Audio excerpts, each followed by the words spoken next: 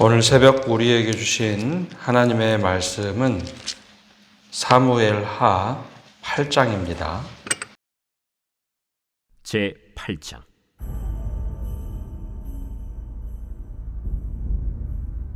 그 후에 다윗이 블레셋 사람들을 쳐서 항복을 받고 블레셋 사람들의 손에서 메덱 암마를 빼앗으니라. 다윗이 또 모압을 쳐서 그들로 땅에 엎드리게 하고 줄로 재어 그 두 줄 길이의 사람은 죽이고 한 줄 길이의 사람은 살리니 모압 사람들이 다윗의 종들이 되어 조공을 드리니라. 르홉의 아들 소바 왕 하닷 에셀이 자기 권세를 회복하려고 유브라데 강으로 갈 때 다윗이 그를 쳐서 그에게서 마병 1700명과 보병 2만 명을 사로잡고 병거 100대의 말만 남기고 다윗이 그 외의 병거의 말은 다 발의 힘줄을 끊었더니 다메섹의 아람 사람들이 소바 왕 하닷 에셀을 도우러 온지라. 다윗이 아람 사람 2만 2천 명을 죽이고 다윗이 다메섹 아람의 수비대를 두매 아람 사람이 다윗의 종이 되어 조공을 바치니라. 다윗이 어디로 가든지 여호와께서 이기게 하시니라. 다윗이 하닷 에셀의 신복들이 가진 금방패를 빼앗아 예루살렘으로 가져오고 또 다윗 왕이 하닷 에셀의 고을 베다와 베로데에서 매우 많은 노를 빼앗으니라. 하맛 왕 도이가 다윗이 하닷 에셀의 온 군대를 쳐서 무찔렀다 함을 듣고 도이가 그의 아들 요람을 보내 다윗 왕에게 문안하고 축복하게 하니 이는 하닷 에셀이 도이와 더불어 전쟁이 있던 터에 다윗이 하닷 에셀을 쳐서 무찌름이라. 요람이 은그릇과 금그릇과 놋그릇을 가지고 온지라. 다윗 왕이 그것도 여호와께 드리되 그가 정복한 모든 나라에서 얻은 은금 곧 아람과 모압과 암몬 자손과 블레셋 사람과 아말렉에게서 얻은 것들과 소바 왕 르홉의 아들 하닷 에셀에게서 노력한 것과 같이 드리니라. 다윗이 소금 골짜기에서 에돔 사람 18,000명을 쳐 죽이고 돌아와서 명성을 떨치니라. 다윗이 에돔의 수비대를 두되 온 에돔의 수비대를 두니 에돔 사람이 다 다윗의 종이 되니라. 다윗이 어디로 가든지 여호와께서 이기게 하셨더라. 다윗이 온 이스라엘을 다스려 다윗이 모든 백성에게 정의와 공의를 행할세 스루야의 아들 요압은 군사령관이 되고 아힐루스의 아들 여호사밧은 사관이 되고 아휴두베의 아들 사독과 아비아달의 아들 아히멜렉은 제사장이 되고 스라야는 서기관이 되고 여호야다의 아들 브나야는 그렛 사람과 블렛 사람을 관할하고 다윗의 아들들은 대신들이 되니라. 오늘 새벽에도 하나님의 나 평강이 함께 하시기를 축복합니다. 다윗의 삶을 보면 다윗은 굉장히 혹독한 처음에 시련을 겪고 나서 점점점 그의 삶이 성숙한 삶으로 바뀌어집니다. 이때 우리가 배워야 할 것은 자신을 끊임없이 성찰할 수 있었다는 것, 그리고 또 회개할 때에 회개하고 하나님께로 돌아왔다라는 겁니다. 그래서 다윗의 사무엘 상에 나오는 유년 시절의 다윗, 또 왕이 되기 전의 다윗과 또 왕이 돼서도 다윗의 삶을 보면 끊임없이 그는 자기 자신에 대해서 돌아볼 줄 아는 사람이었다라는 것이죠. 그래서 우리가 이런 다윗의 모습을 닮아갈 때 우리가 신앙이 머물러 있는 것이 아니라 어제보다는 오늘보다는 내일이 더 성숙한 신앙을 갖는 것, 이것이 우리가 닮아가야 될 모습입니다. 오늘 말씀은 이제 그런 어려운 시기를 다 겪은 후에 다윗이 땅의 영토를 차지하는 말씀이 나옵니다. 근데 우리가 그냥 읽으면 이게 1절, 2절, 3절 그리고 13절에 네 곳에 걸쳐서 전쟁을 하는 모습이 나오는데 이것을 자세히 보면 이게 그냥 있는 것이 아니라 그 나름대로의 순서들이 있다라는 겁니다. 1절 보면 블레셋 사람들을 쳐서 항복을 받습니다. 근데 블레셋은 이스라엘, 즉 팔레스틴 땅에서 서쪽 해안가를 얘기하죠. 그래서 메데간마를 굴복시키고 블레셋의 통치권을 빼앗는데 이쪽은 서쪽입니다.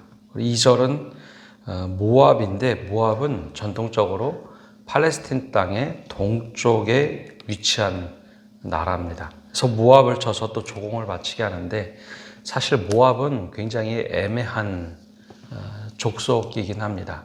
이 모압은 이스라엘과 친척이죠. 그리고 또 다윗이 쫓김을 당할 때 자신의 가족을 잠시 피신시켰던 지역이 바로 이제 모압 사람들이었습니다.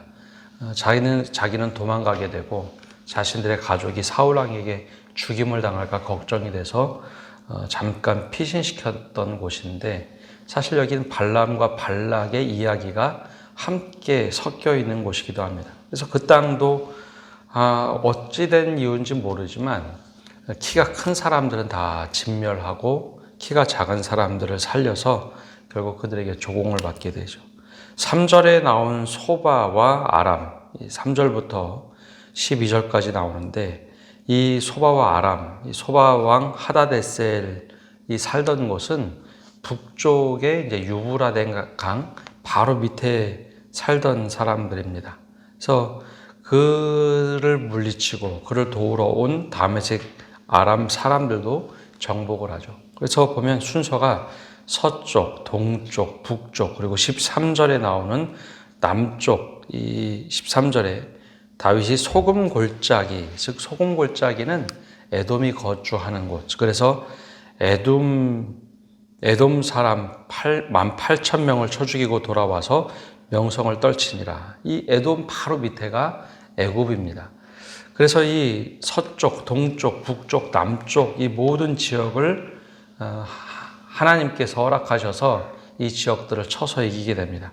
근데 이 나라들이 왜 중요하냐? 창세기 15장에 아브라함에게 축복하며 약속하신 것이 있습니다. 너 이거 동서남북을 다 봐라. 이 땅을 너에게 줄 텐데 북쪽에는 유브라데, 남쪽에는 애굽 땅까지. 그래서 애굽 강 경계와 에브라데 강 북쪽 경계, 그곳까지 이 동서남북을 내게 주리라라고 하셨던 아브라함에게 주셨던 약속이 다윗 때 비로소 이루어집니다. 근데 이것이 대단한 것이, 여러분 사사시대에 우리가 말씀을 보지 않습니까? 출애굽을 거쳐서 이 여호수아 시대를 거치고 사사 시대를 거치는데 이게 하루 이틀이 아니라 몇백 년입니다. 이 몇백 년 동안 이스라엘 백성들이 하나님의 자녀고 하나님의 백성이라고는 했지만 각자의 소견대로 행하던 나라였습니다. 12지파는 갈갈이 찢어져 있었고 각자의 소견대로 행하던 나라. 그래서 이 사사시대까지 보면 늘 불평과 불만이 늘 터져나오는 시대. 사무엘이 너무나 속상해서 왕은 요구하고 하나님의 뜻대로 행하지 못하던 그런 나라였는데, 다윗이 이제 나라를 통일시키고 하나님의 뜻대로 나라를 바꿔가는 모습이 짤막하게 전쟁을 통해서 나오긴 하지만 바로 하나님의 뜻을 이루어가는 나라로 변모시키고 있다는 거죠. 한 사람의 지도자와 그리고 한 사람의 헌신이 나라를 막 바꿔내고 있습니다. 그래서 누가 보아도 이런 과정은 다윗의 아주 뛰어난 리더십입니다. 그래서 이 다윗의 리더십을 가지고 야, 다윗이 이렇게 훌륭한 일을 했구나 하는 관점으로 볼 수 있겠지만, 이 전쟁을 마칠 때마다, 특별히 어려운 전쟁을 마칠 때마다 다윗의 입에서 그리고 백성들이 하나같이 한결같이 생각한 것이 있습니다. 이 6절과 14절에 보면 그런 모습이 나오는데요. 6절에 이렇게 기록되어 있습니다. 다윗이 다메섹 아람의 수비대를 두매 아람 사람이 다윗의 종이 되어 조공을 바치니라. 다윗이 어디로 가든지 여호와께서 이기게 하시니라. 이 다윗의 전략과 이 통일된 리더십임에도 불구하고 성경에는 계속해서 얘기합니다. 다윗이 어디로 가든지 여호와께서 이기게 하시니라. 다윗이 이긴 것이 아니라 여호와께서 이기게 하셨다는 것이죠. 14절에도 동일한 말씀이 나옵니다. 다윗이 에돔 수비대를 두되 온 에돔에 수비대를 두니 에돔 사람이 다윗의 종이 되니라. 다윗이 어디로 가든지 여호와께서 이기게 하셨더라. 이게 다윗의 이야기만 있었을까요? 온 백성이 느낄 때 다윗도 뛰어나지만 하나님께서 진짜 다윗을 돕고 계시는구나. 하나님께서 이기게 하시는구나. 그거를 전쟁할 때마다 점점 깨닫기 시작하는 거죠. 그러다 보니 이 두 지파가 통일 왕국이 되는 것을 넘어서 야, 하나님께서 우리와 함께 하시는구나를 삶으로 피부로 막 느끼기 시작했다라는 겁니다. 하나님이 우리를 이기게 하시는구나. 사사시대와 불과 이제 몇십 년 전과는 너무나 다른 나라로 점차 이스라엘이 믿음의 나라로 하나님의 백성으로 변해가기 시작합니다. 근데 이게 그냥 됐을까요? 4절에 보면 소바 왕과 전쟁을 할 때 이런 모습이 나옵니다. 4절에 보면 그에게서 마병 1,700명과 보병 2만 명을 사로잡고 병거 100대에 말만 남기고 다윗이 그 외의 병거의 말은 다 발에 힘줄을 끊었더니 이게 무슨 의미냐 하면 하나님께서 내가 이거 전쟁을 내가 개입해서 내가 하겠다라는 이야기를 출애굽 시대부터 하셨습니다. 그 고대 전투에서 제일 최첨단 무기, 요즘에 현대전에서 최첨단 무기는 보통 이제 비행기가 많이 최첨단 무기죠.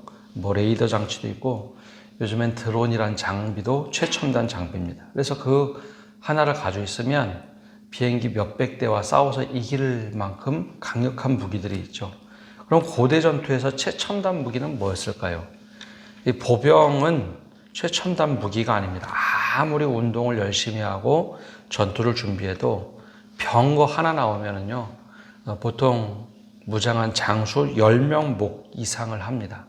그래서 마병도 굉장히 중요하지만 마병을 넘어서 병거가 나왔다. 그러면 애굽의 병거가 나왔을 때 이스라엘 백성들이 굉장히 두려워하죠. 근데 하나님께서는 애굽의 병거를 의지하지 말라라고 했던 출애굽 시대의 말씀이 있습니다. 근데 여기서 보면 소바 왕과 전쟁을 하고 나서 병거 100대의 말만 남기고, 여러분 병거 100대만 남기고 나머지 병거의 말의 힘줄을 끊었다. 여러분 최첨단 장비를 스스로 포기하겠다는 거 아닙니까? 여러분 참모진이 잘했다고 처음에 다윗에게 이야기했을까요? 다윗의 결정이니 우리가 다 따르겠습니다. 처음에 이거 가지고 논의를 굉장히 많이 했겠죠. 다윗은 철저하게 이 전쟁은 하나님께서 하시는 전쟁이라고 생각을 했습니다. 그래서 전투에서 크게 이기죠. 마병 1,700명과 보병 2만 명을 사로잡고 병거 100대의 말만 남겼다. 마병 1,700명이 있으면 그만큼의 말도 굉장히 많았겠죠. 근데 그거를 100마리의 말만 남겨두고 나머지 말에 힘줄을 끊었다. 그건 최첨단 무기를 다 포기한다는 이야기입니다. 이런 상황에서 참모들이 보면서 어떤 생각을 했을까요? 여기 보면 이제 군대 장관 요압도 있고요. 많은 참모진이 있고 또 전투에 참여한 장수들이 있는데 장수들도 생각하지 않겠습니까? 근데 다윗 왕이 워낙 강하게 이거 하나님이 전쟁하는 거다. 그렇고 할 때 이거를 끊는데 다 결국은 동의를 합니다. 그런데 그 이후부터도 계속해서 전쟁에서 지지 않습니다. 이게 하나님만 의지하겠다는 신앙 고백의 전투였죠. 그래서 이게 동쪽, 서쪽, 동쪽 전쟁을 하면서 점점점 하나님의 전쟁이라는 것을 백성들도 깨닫고 다윗도 깨닫고, 그래서 계속 고백해서 나오는 것이 다윗이 어디를 가든지 하나님께서 이기게 하셨다라는 고백을 할 수밖에 없었던 전투와 전쟁이었다는 것이죠. 그냥 입으로 이빨림으로 하는 얘기가 아닙니다. 야, 이 장비까지 무기까지 다 내려놨는데 하나님께서 이기게 하셨다. 그리고 또 전쟁에서 승리하고 났을 때 이걸 다윗이 취하지 않습니다. 11절을 보면 그렇게 기록되어 있죠. 다윗 왕이 그것도 여호와께 드리되 그가 정복한 모든 나라에서 얻은 은, 금. 12절에 계속해서 이어져서 나오죠. 아람, 모압, 암몬 자손, 블레셋, 아말렉에게 얻은 것들, 소바왕 르홉에게 노력하는 것도 하나님께 드리더라. 그러니 이 전쟁에 참여할 때 사람들은 생각하겠죠. 이 전쟁이 다윗이 노량물을 얻기 위해서 하는 것 아니고 하나님을 위해서 하는구나. 하나님을 위해서 하는구나. 이게 철저하게 다윗은 전쟁에서 이길 때 노량물을 하나님께 드림으로 부의 축적이 아니라 하나님을 위한 성별해서 드릴 줄 아는 그런 왕이었다라는 것을 고백합니다. 그러니 백성들 또한 어디를 가든지 하나님께서 이기게 하셨다라는 고백을 함께 할 수밖에 없는 거죠. 근데 이게 다른 마음을 먹었다. 이 전리품, 저 전리품은 내가 취하고 더 좋은 것이 있으니까 남겨두고 그랬으면 백성들도 그렇고 장수들도 각자 옳은데 소견대로 행했겠죠. 이 사사시대가 그러지 않았습니까? 근데 다윗은 철저하게 모든 전쟁에서 말도 하나님께서 적당하게 남기라는 것만 남기고 또 전리품도 하나님께 드리다 보니 당연히 다윗 왕을 사람들이 좋아할 수밖에 없었고 하나님이 그를 점점 올리는 그런 왕이 됩니다. 근데 여기서 끝나지 않습니다. 여러분 이쯤 되면 다윗이 굉장한 권력을 가질 수밖에 없는 상황이 됩니다. 왕이 전쟁에서 할 때마다 이기죠. 그런데 다윗의 태도가 바뀌지 않습니다. 15절에 보면 이렇게 다윗을 평가하죠.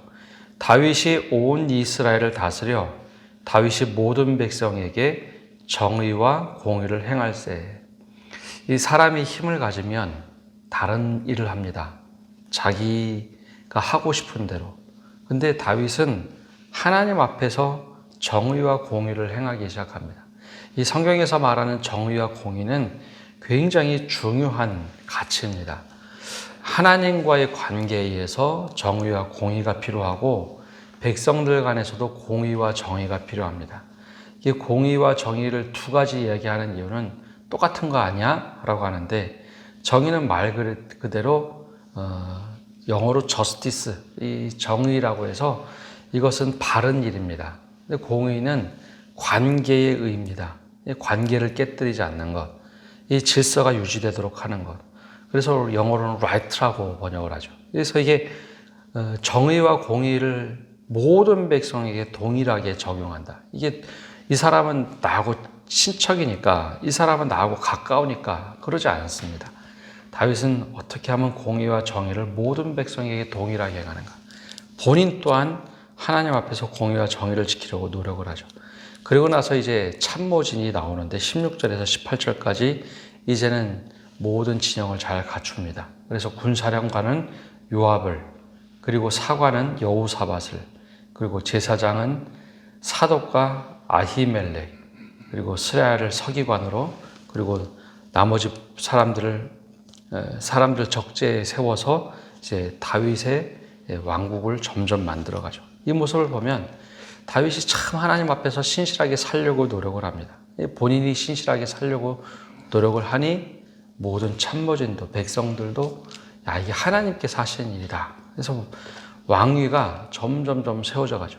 그래서 그 앞에서 하나님께서 축복하셨던 말씀이 그냥 이루어지는 게 아닙니다. 야, 내가 너의 자손들을 내 아들들이 되게 하겠다. 특별히 이제 다윗의 왕가를 축복해 주시는데 다윗의 왕가를 그냥 이룬 것이 아닙니다. 다윗도 철저하게 하나님 앞에서 내가 한 것 하나도 없습니다. 하나님이 하십니다. 전쟁을 해도 하나님이 하신 거고 공의와 정의로 다스리는 것도 하나님이 지금 여기 함께 하시는데 허투루 할 수 없었죠. 모든 것이 하나님의 뜻입니다 라고 고백을 하죠. 이 모습이 우리의 모습이 되기를 바랍니다. 내가 어떤 일을 하더라도 하나님께서 나에게 은혜 주셔서 합니다. 바울처럼 나의 나된 것은 하나님의 은혜입니다 라고 고백하는 것과 같은 것이죠. 이 은혜가 우리 모두에게 차고 넘치기를 간절히 바랍니다. 기도하겠습니다. 하나님, 오늘도 저희가 주님 앞에 나와서 말씀을 듣고 나갑니다. 오늘 하루 또 이 말씀을 붙잡고 살게 하여 주시옵소서.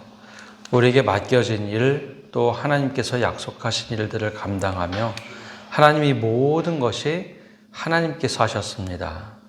또 하나님께서 하신 일이라고 고백하며 하나님께 합당한 영광을 돌리는 것, 전쟁이 끝나고 나서도 모든 노량물을 성별하여 하나님께 구별하여 드렸던 그 모습, 그리고 전쟁에 이길 때마다 자신의 공을 세우는 것이 아니라 하나님께 영광을 돌리고 불필요한 권력과 힘을 갖지 않기 위해서 말 100마리만 남겨두고 나머지 모든 말은 다 힘줄을 끊어서 하나님이 하시도록 하는 힘만 가졌던 다윗의 모습이 바로 우리의 모습이 되게 하여 주옵소서. 그러면서도 공의와 정의를 어떻게 하면 지킬까 열심히 정말 삶 속에서 신앙을 드러냈던 모습이 우리의 모습이 되게 하여 주시옵소서. 다음 주에 떠날 우리 단기 선교팀과 함께 해주시고 모든 것이 주님의 은혜 가운데서 이루어지게 하여 주시옵소서. 오늘 한 날도 모든 것을 주님께 맡겨드리며 예수님의 이름으로 기도합니다. 아멘.